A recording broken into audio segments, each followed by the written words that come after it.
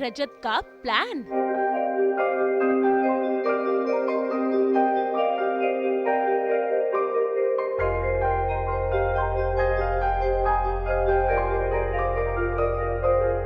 सभी के लिए डिनर डेट।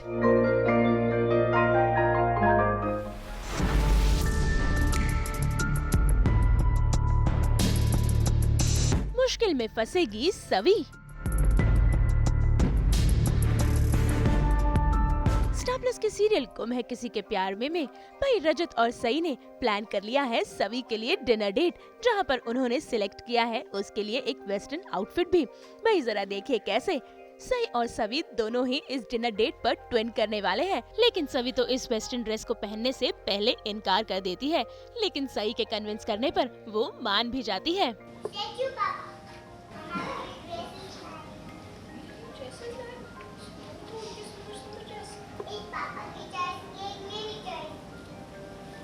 दोनों ड्रेसेस वैसे बहुत सुंदर है, पर परी मम्मा तो ऐसी ड्रेसेस पहनती है। हाँ तो पहन लो ना, साड़ी पहनोगी कैसे? बहन जी थोड़ी ना, पहन लो। हाँ अब मेरी बेटी ड्रेस लेकर आई तो पहनूंगी ना, पर वैसे भी कॉलेज में ऐसी ड्रेसेस पहनूंगी। जल्दी से ड्रेस चूज करो, उसके बाद मूवी पे जाएंगे, उसके बाद डिनर डेट पे जाएंगे। मूवी के लिए भी जाएंगे, डिनर डेट के लिए भी जाएंगे, और अब ड्रेस भी लेकर आओ। आज स्पेशल है क्या? ये मैं जीत गई, पापा हार गए। देखा मैंने कहा था ना, परी मम्मा को रेड ड्रेस पसंद आएगी। चलो ना परी मम्मा, आप और मैं साथ में रेडी हो। चलो पापा आप भी जल्दी से रेडी हो जाओ। जरा देखिए तो पूरे परिवार के सामने सभी वेस्टर्न ड्रेस पहनकर आ गई है, जहां पर सभी लोग उसकी तारीफ कर रहे हैं। लेकिन तभी कहानी में आता है ट्विस्ट, क्योंकि रजत आकर बताता है कि उसको अर्जेंट मीटिंग के लिए जाना है, जिसके चलते डिनर डेट हो गई है कैंसिल। क्या बात है भाभी? सच में भाभी, आप तो इतने कमाल की लग रही हो, अगर मैं लड़का होती ना तो पक्का फिदा हो जाती। बहुत बड़ी गलती कर दी, पहले से कंट्रोल करना चाहिए था तुझे मैंने। अरे क्या टेंशन ले रही है तू? कितनी सुंदर लग रही है पता है? साड़ी पहन के आंटी की तरह घूमती रहती है। लोगों को तो यही लगेगा ना कि सास कंपलसरी साड़ी पहनाती है। अरे ऐसे ही कपड़े पहना कर, बहुत मस्त लग रही है तू। वैसे भाभी आज कुछ स्पेशल ओकेजन है क्या, या ऐसे ही हमारे भाई को घायल करने का प्लान है? हाँ, डेट वेट पे जा रहे हो क्या? मूवी पे एंड डिनर डेट पे मैं, परी मम्मा और पापा।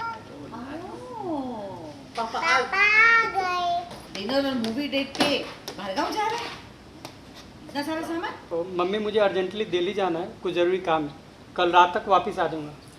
बट सिर्फ मेरे लिए नहीं, सबके लिए लेकर आना पड़ेगा।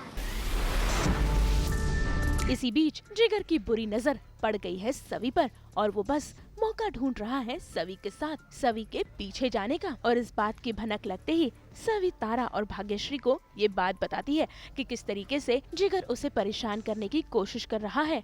लेकिन तारा और भाग्यश्री सवी की इस बात को मानने से इनकार कर देते हैं, और साथ ही साथ सवी से नाराज भी हो जाते हैं।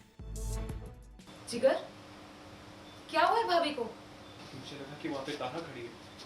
ये क्या तरीका है बात करने का? घर की दामाद है वो। भाभी, बात क्या है, साफ साफ बताइए। आई एम सॉरी तारा, लेकिन जो मैं तुमसे बताने वाली हूँ वो सुनकर तुम पर क्या बीतेगी मैं सोच भी नहीं सकती। मैंने ऐसा कुछ नहीं किया है, मैं सच्ची में मैंने ऐसा कुछ नहीं किया। अभी मैं आपको सच बोल रहा हूँ, मुझे लगा कि वहाँ पे तारा, आपको गलतफहमी हुई है। मैं जानबूझ के क्यों करूँगा ये? तुम सभी के कमरे में क्यों गए थे? मम्मी जी, मैं तो थैंक यू बोलने के लिए गया था। ये देखिए मेरे हाथ में गिफ्ट भी है। हाँ, मैंने सोचा कि इनके कितने एहसान है हमारे ऊपर, तो मैं गिफ्ट देके थैंक यू बोल दूंगा। लेकिन ये तो कुछ भी सोच रही है। अरे सच ये भी है कि तारा आपके रूम में जाने वाली थी। आपने जिस तरह के कपड़े पहने हुए, नॉर्मली तारा भी ऐसे कपड़े पहनती है। मुझे लगा कि तारा खड़ी है, इसलिए मैं वहां।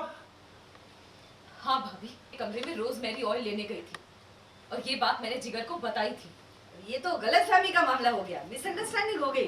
सभी बेटा, ये क्या है, तू ऐसे कपड़े कभी पहनती नहीं है, तो और ये तारा ऐसे ही कपड़े पहनती है वेस्टर्न, तो जिगर कुमार को लगा होगा कि तारा खड़ी है, इसलिए उन्होंने। जिगर कुमार, मिसअंडरस्टैंडिंग हो गई बेटा। ये ऐसा नहीं कर सकते। हाँ, मैं मानती हूँ कि आपने हमारे लिए बहुत कुछ की, लेकिन इसका ये मतलब नहीं है कि आप मेरे पति के बारे में कुछ भी बोलती जाएंगी और मैं सुनती रहूंगी। कुछ सीन ऐसा है कि सब कुछ नॉर्मल होता है, लेकिन सडन सवी आती है और वो कहती है कि जिगर ने मेरे साथ कुछ गलत हरकत की है और वो उन्होंने इंटेंशनली की है। तो ये बात ना मैं बिलीव करती हूँ और ना मम्मी बिलीव करती हैं, बट वो इतना श्योर होके कहती है कि अगर आप मेरे रूम में आए हो तो आपको पता कैसे नहीं चला, अगर आपको तारा को ढूंढना था तो आपको तारा के पास जाना चाहिए था। जहाँ पे जिगर अपने आप को डिफेंस करने के लिए वो बोलता है कि मैं तारा को समझ कर आया था, मुझे लगा तारा ने कहा था कि वो तेल लेने के लिए उस रूम में गई थी आपके रूम में, तो मुझे लगा कि वो तारा ही है और इसीलिए मैं चला गया उस रूम में। तो यहाँ पे काफ़ी बहुत झगड़ा वाला सीन है जहाँ पर बहुत ज़्यादा गर्मा गर्मी हो जाती है। एक तरफ सवी अपने आप को सिर्फ बता रही है कि वो ये हुआ वो हुआ, बहुत सारी चीज़ें बता रही है जहाँ पे वो रो भी रही है, बहुत पेन में है, और दूसरी तरफ जिगर अपने आप को फुल्ली बचा रहा है कि नहीं मैंने ऐसा कुछ भी नहीं किया है, ये सब गलत है, मेरे पे झूठा इल्ज़ाम लगा है। और मैं और मम्मी इस चीज़ को मानने के लिए तैयार नहीं है क्योंकि हम जिगर को इन एंड आउट जानते हैं, मेरा पति है, मैं तो भरोसा ही करूँगी। तो वो जो इल्ज़ाम लगा रही है कि उसने मेरे साथ कुछ गलत हरकत की है, वो ऐसा हम नहीं मान रहे हैं फ़िलहाल, मैं और मम्मी। और हम कहते हैं कि ये चीज़ को तू तमाशा मत बना, ये चीज़ यहीं पे ख़त्म कर और ये तमाशा बंद कर दे, अब ऐसा कुछ भी नहीं है, दामाद जी ऐसा कर ही नहीं सकते। हाँ, मुझे कुछ पता ही नहीं है अभी कि एग्जैक्टली जिगर का क्या सीन है और वो कैसे रिएक्ट कर रहा है सबके साथ, तो मुझे उस बारे में कुछ आइडिया ही नहीं है। तो मेरे लिए जिगर नॉर्मल एक जिगर की तरह मैं उसको कि तारा का हस्बैंड है और अच्छा है, बाहर से आए हैं लोग, तो वो सारी चीज़ें मेरे लिए तो नॉर्मल है। जब पता लगेगा उसके बाद देखते हैं क्या होता है, लेकिन अभी के लिए फ़िलहाल सब चीज़ें नॉर्मल है। भाई कहानी में काफी गोलमाल है और बहुत जल्द कहानी में एक बड़ा ट्विस्ट भी आने वाला है, लेकिन अब देखना होगा कि इस ट्विस्ट के चलते सवी, सई और रजत की जिंदगी में कौन से बदलाव आते हैं। मुंबई से कुणाल उपाध्याय के साथ ब्यूरो रिपोर्ट। जय मां दुर्गा।